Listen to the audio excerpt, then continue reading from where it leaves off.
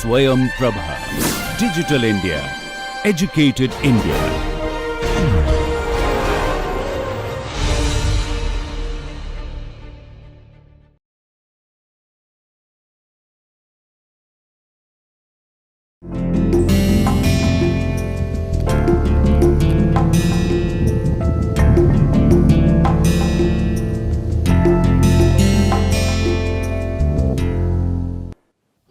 Welcome back. So, we were talking about the monetary policy design and implementation and what are the rules through which the monetary policy should be functioning, and we focus more or less on the discretion and rules. Under discretion, we mentioned that when you have a short run decisions and short run decisions when they are undertaken and this lead or impact the long term decision, then there it matters a lot.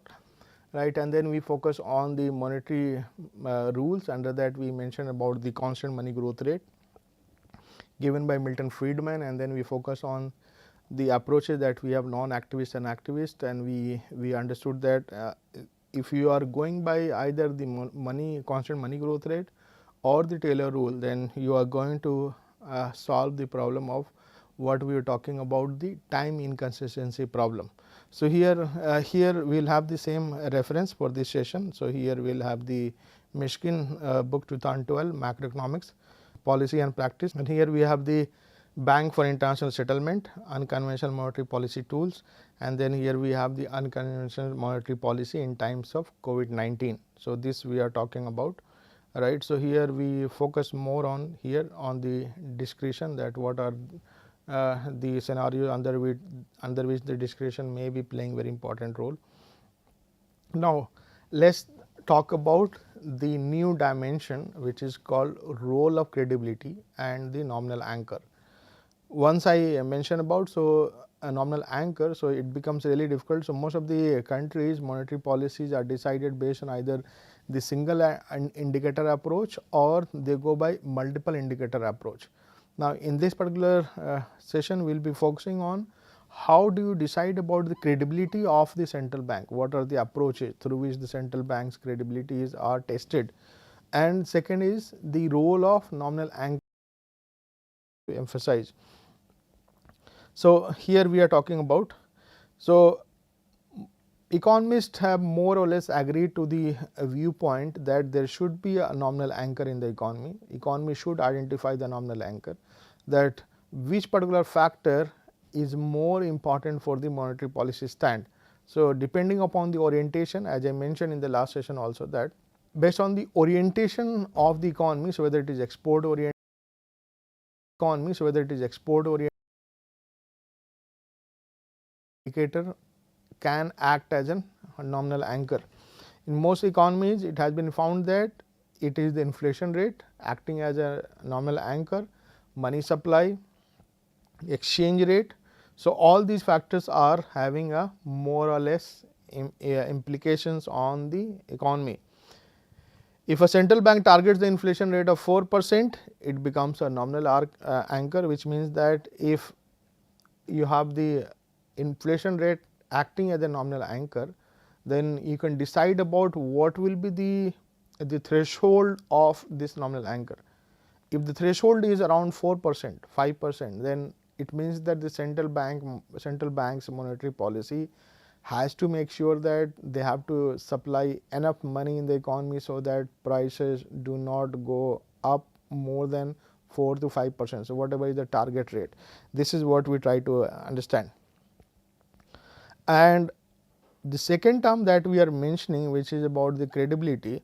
So, if the commitment to nominal anchor has credibility and if it is digested by the commoners, it has some benefits. What are those benefits? We will be trying to see from demand and supply side shocks perspective. If, as I mentioned in the discretion part, even that if the common individuals in the economy have some expectations, and if these individuals digest easily that whatever stand the central bank has taken to control the money supply, it is good enough to control the inflation, then they will not expect higher inflation, which will further solve the problem of higher wages, prices and further adjustment.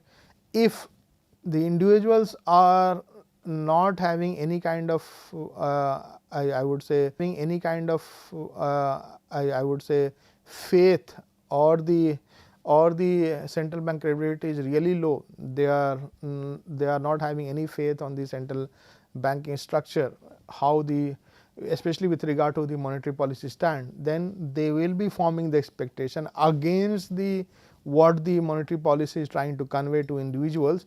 Then there you will have the permanent kind of disequilibrium in the economy, and this may lead to deviations or time inconsistency problem may arise here.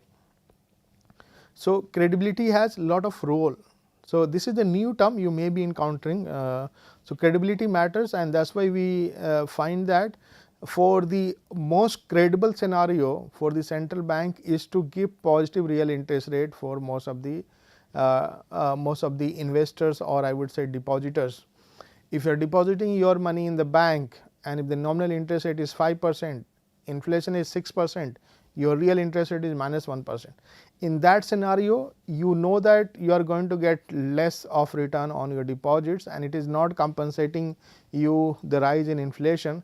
Then this will create a very bad impression for the central bank inflation management, which means the central bank has not been able to convey to the people that they will be generating enough money, or enough, they will be giving you enough interest earning, so that your payoff is always positive whatever is the inflation rate. So, you will see that most of the central banks, whenever they see a rise in inflation, they also go for increasing the interest rate, because if real interest rate is not positive, if you are not getting good returns from your bank saving account, or from savings from post office or different sources, you will be moving to riskier investment, and riskier investments are not advised for every individual. So, maybe when you are young, you may be attracted to invest in stocks or some other, but if you are older, so maybe the pensioners, those who are, they may not like to taste the saltiness of the stock market, and they may not be saving that much amount, or may not be allocating that much amount. What we see these days about mutual fund and different types of equity management funds, they may be interested more in this risk free kind of saving. If the risk free kind of saving is having not enough return, if it is not compensating for rise in inflation, then this will have a lot of implications on the credibility of the central bank. And even in the recent scenario, when we see about the central bank, even in India, when we are going to almost touch the inflation rate of 6% or so, the banks are offering you 4%, so your real interest rate is actually negative. And this is one of the also reasons that why we are seeing a sudden surge in the stock market, that whatever happens in the economy, even if your economic outlook is not that great, you are moving towards even your economic outlook is not good, your stock market is going up. That doesn't show any kind of good fundamental underlying fundamental, that your economy is not in a good shape, it is still recovering, but the stock market is reacting in a different way, right. So, that also shows that the individuals are feeling that they are not compensated in the risk free market. So, they are moving their money towards the risk investment. So, you will see that lot of IPOs, and you have a lot of listings going on the stock exchange, because here the low interest rate environment also gives the opportunity to replace the finances. So, there we talk about the Tobin Q ratios, that if in case of low interest rate environment, replacement cost of capital becomes really important. So, maybe companies want to go for a certain kind of replacement in technology, automation, or some kind of expansion.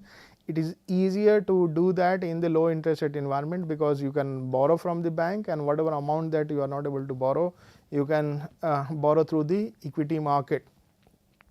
So, credibility has wide implications, and it has wide implications because it mentions about the role of nominal anchor in the economy. If you are talking about a nominal anchor, then so here it mentions about the credibility in that dimension.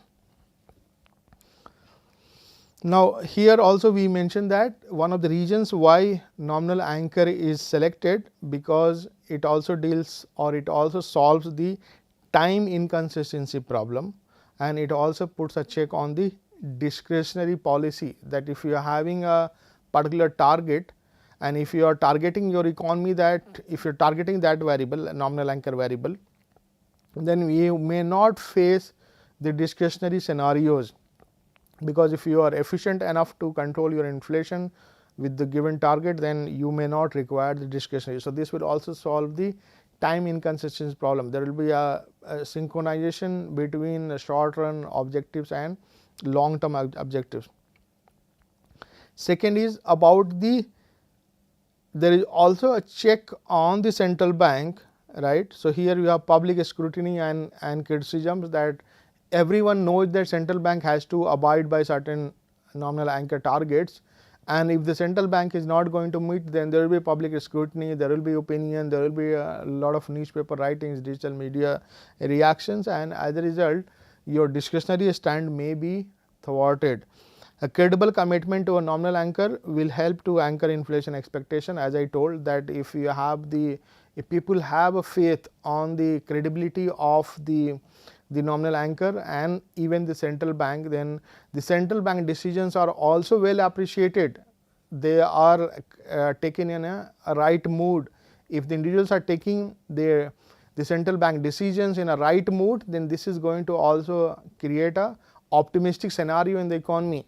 So, as we have discussed about the coordination failure models under the Keynesian setup, that how strategic complementarities play important role. So, if you have a nominal anchor playing a very significant role, then what typically happens is that you have in the economy one sector dependent upon another. So, if you have optimistic scenario prevailing in the economy, you will have higher linkages across different segments, and this will create ultimately the good scenario for higher output. So, those things are leading. So, which means that you will have a smaller fluctuation. So, software company, they know that since there is a good demand of hardware product, so it is better that my product will also be sold and demanded in the market. So, they will be also hiring more labor and more labor to produce software, because hardware market is doing good. So, you have a strategic complementarity is playing very important role here. And as we had also gone for multiple equilibria, so if you have a more optimistic scenario, less of pessimistic scenario, then this optimistic scenario will override, in the same way that we often mention with the case of substitution and income effects that we always examine. So, let us understand, here we have the credibility and aggregate demand shocks. So, here we are saying that at point 1, which is this YP, so this is the output and this is the inflation, right. If you have a positive aggregate demand shock, so this might be because the firms are interested. So, you have a good investment scenarios, a good consumption scenario. So, maybe Y is equal to C plus I plus G plus N minus X that we always mention. So, you think about that way, that either there is increase in I because of the low interest environment. So, your aggregate demand shift rightward. So, positive shock, demand shock shifts the aggregate demand curve rightward, right. And here we have, then the economy moves to point 2, but the ideal scenario is that at here point 2 we are saying that you have inflation increase, right. Once you have inflation increase, so I am talking about the positive aggregate demand, this side you have inflation rate and this side you have a aggregate output.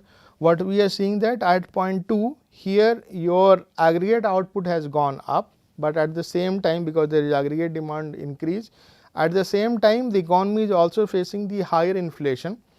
If the economy is facing higher inflation, then what typically happens is that here you have a YP and pi t, and here you have a point 2, which is leading to here you have a Y2 and pi 2, right.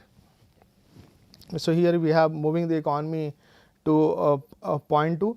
If the individuals have enough credibility with the policy stand of the central bank, then they will not be forming expectation of higher inflation in future. So, economy may turn back towards the equilibrium point, which is 1.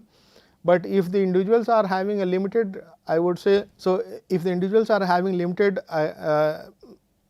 with regard to credibility, if individuals are having limited faith on the central bank decision, then this will move further up. Your aggregate supply moves leftward, right, and this will create a scenario with utmost high inflation and your reduction in your output. So, instead of thinking about pi 2 and y 2, which is just because of the rightward shift of the aggregate demand, and that could be because you have positive aggregate demand shocks in the economy. Instead of economy moving towards 1, the economy has moved further because of the less credibility. Individuals are thinking about more inflation in the future, because they have less credibility on the central bank decisions. As a result, the individuals may be opting for more leisure, they may not like to work for more, and then the firms are also having a very adverse scenario. So, that may create a shrinkage of your total output, right, at point 3.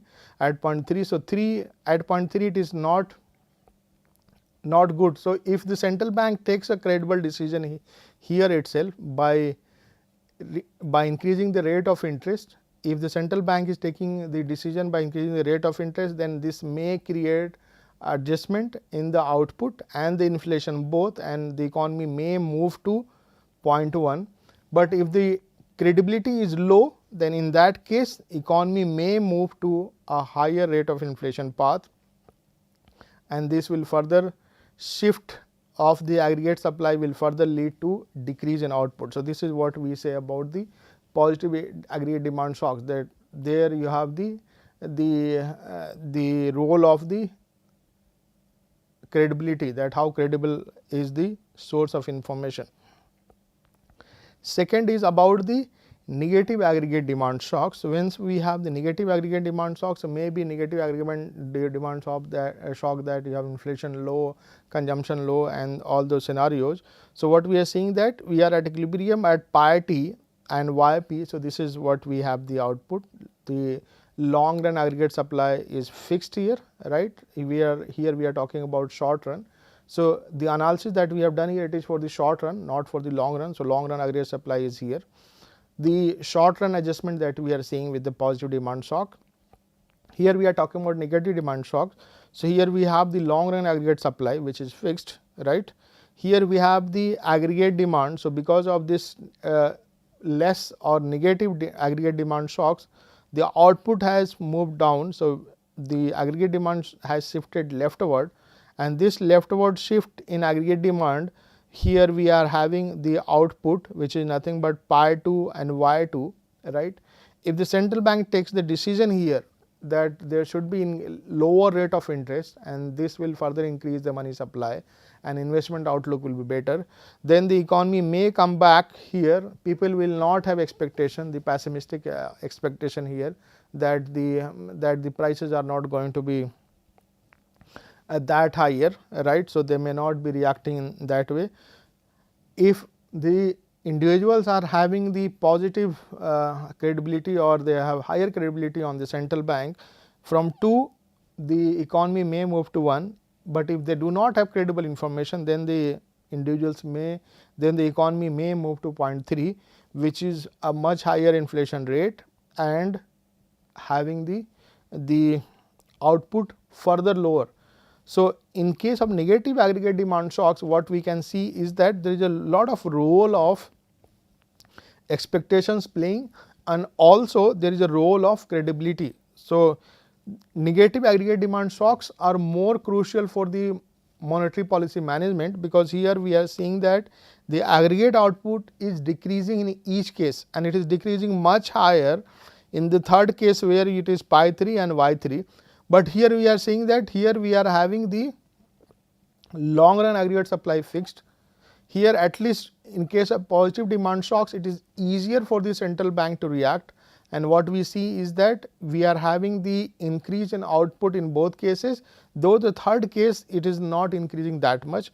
But here we are seeing that in both cases you have a decrease in output, and this creates the scenarios for the central bank how credibility matters a lot, especially when you have a downturn in the economy, when you see negative shocks. At that time, the stand of the monetary policy play very important role, and you have to always think about how we can bring new additions into this particular type of models.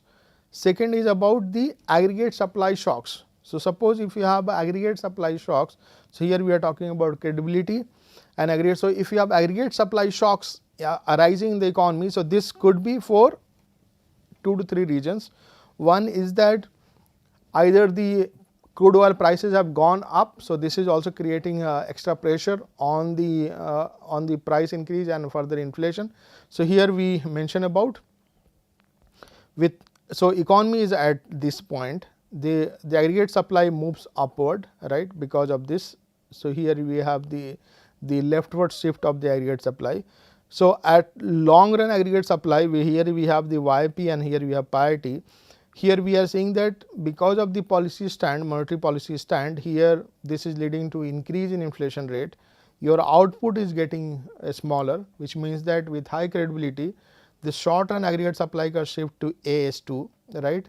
With low credibility, the short run aggregate supply curve shift even further to AS3. So, if it is moving further, which means that if individuals are not having enough faith on the central bank decisions and if they are not convinced enough, then your economy may permanently move from 2 to 3 in the short run, and it will be very difficult to have the scenario or reaching towards the YP. The ultimate equilibrium is YP and pi 1, but because of the supply shock and because of the low credibility of the central bank, the economy may not be able to move from 3 to 1. 2 to 1 it is possible, and why it is not? Because individuals are forming the expectation based on low credibility. If they feel that the central bank decisions are not that credible, then they will be forming the expectation, and these expectations will further react to the inflation, wage, and then you have the whole lot of disequilibrium scenarios prevailing in the economy. So, this is what we always try to mention. If you have a low credible information, then if you have a credible information, then what happens that this equilibrium, that we have a disequilibrium, this may move to 0.1, right, which is much easier, but the moment it has moved to 0.3, then it is very difficult to revert back, and the economy moves to 0.2 with a larger decline in output and a rise in inflation. So, this is what we have, the credibility and aggregate supply shocks in the economy that we always mention. Now, here we have the monetary policy credibility and aggregate supply shocks. Then you will find that in most of the cases during 2007-8 as compared to the, so this is the period we have about 1970 till 2010. What we are saying is that with regard to inflation and unemployment, so A mentions about inflation and B mentioned about employment, you will find that post 1995 the central bank, I would say, credibility with regard to managing inflation has been good. So, there has been improvement.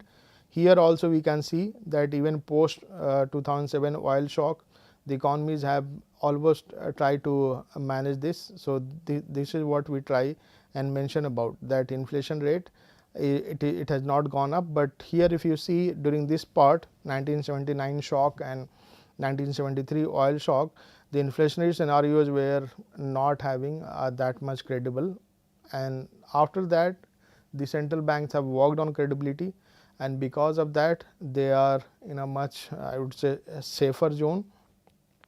Such type of disequilibrium that we saw because of the 2007 oil shock, we have not seen that much. So, these are showing the reactions of the central bank with regard to the monetary policy.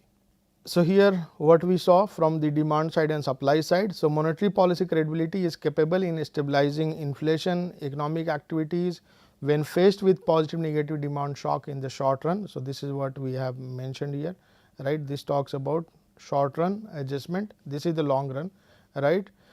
And here the monetary policy credibility can produce better outcomes for both inflation and output in the short run when faced with the negative supply shock. This I am talking about here, that how we are seeing the adjustment here with regard to output. So, your y axis is aggregate output, your y axis is aggregate inflation rate, and here you have x axis your aggregate output. There are different approaches of dealing with credibility. So, how central banks go for dealing with certain types of credibility scenario. So, here it is the nominal anchor.